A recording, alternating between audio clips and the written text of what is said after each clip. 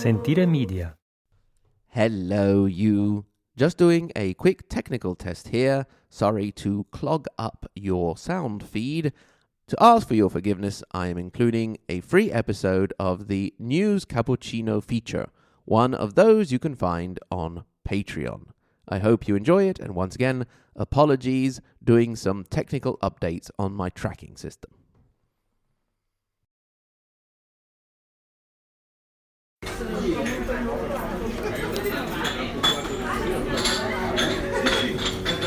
Buongiorno, this is News Cappuccino. E non dire più quelle cose che hai detto.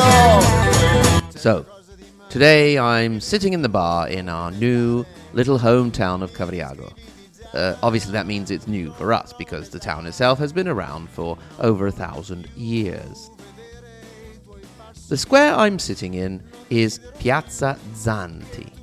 The bar in Piazza Zanti has better pastries than the bar just a way down. Not quite as good as the bakery, but pretty good, and the selection is wonderful. Piazza Zanti, named after the partisan and left-wing politician Angelo Zanti, cannot but lead us to think of politics. Indeed, in Italy, we have just been through a round of local elections. The mayoral elections in Italy happen in 2 turns, unless, of course, there is a strong winner in the first turn in which he or she is elected mayor straight away. If not, you have a second turn in which basically the other voters who have voted the other candidates have a chance to make their votes converge upon one of the 2 leading candidates. Very, very often the local elections are also a test of what's going on a national level, although there are some people who are rather attentive to local politics and will vote based on what is going on in their community. If you look on a national level, the big news of this series of elections is that the centre-left has won 5-0 when you consider the big cities. And they are Bologna, Milan, Naples, Turin, and Rome. The biggie being Rome, where the candidate for the 5-star movement and outgoing mayor, Virginia Raggi, was ousted. Indeed, in the remaining comuni or municipalities, the centre-right only actually took 3, and they are those of Grosseto in Tuscany, Trieste up in Friuli, and my birth town of Novara. But I spent very little time there. I was practically only born there. The left, obviously, are very happy with the results, and it's made a bit of a mess in the right wing. Let me give you a little bit of recent history of the right wing in Italy. We are currently in what is generally termed as the Second Republic. The First Republic being from the end of the First World War, from the start of our republic, to more or less the Berlusconi era.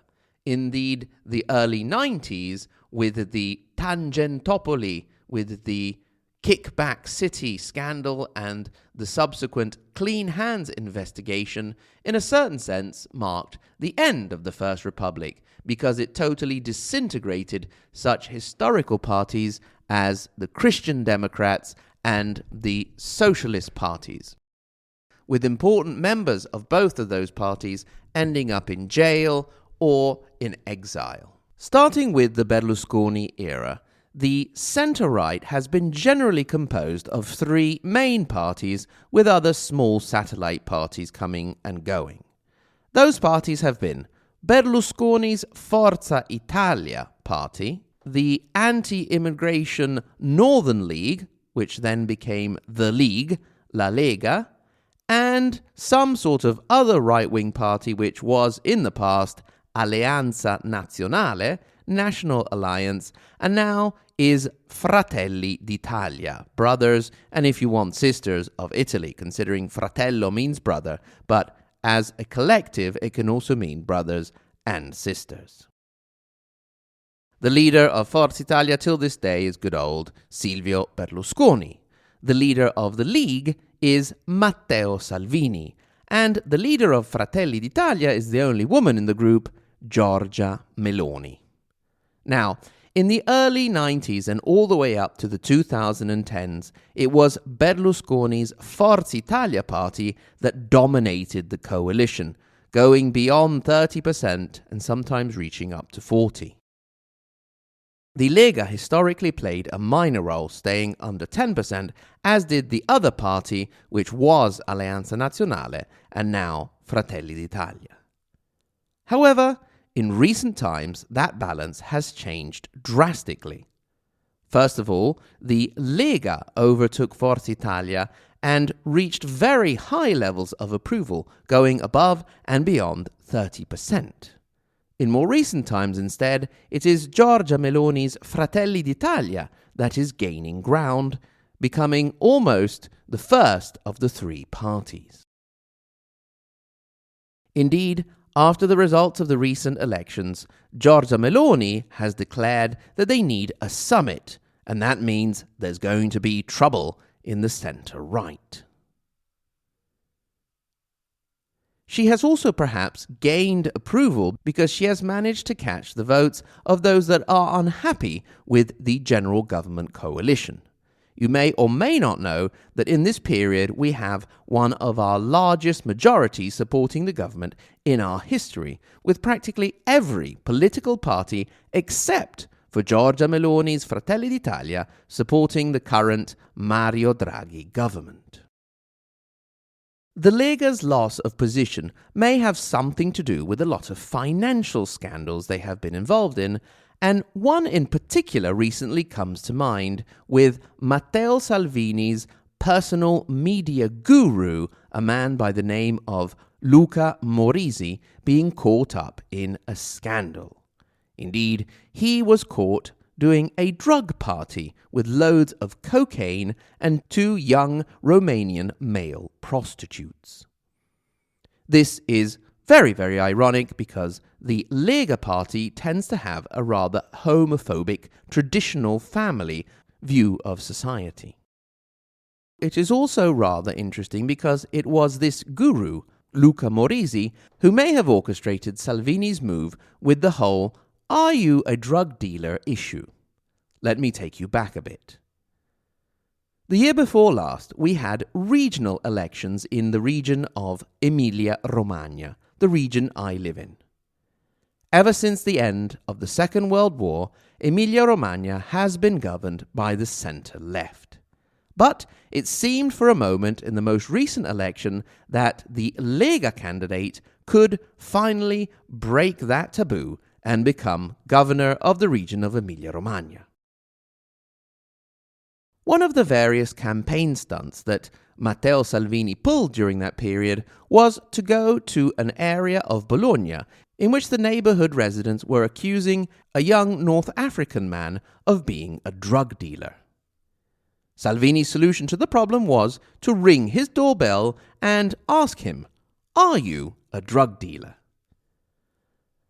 At the time, this was obviously met with great indignation for the violation of the young man's privacy, lack of any kind of proof or investigation, and most of all, we all thought, well, if it's that simple to find a drug dealer, why have we been wasting all of this money over the years in investigating them and building up cases and so on?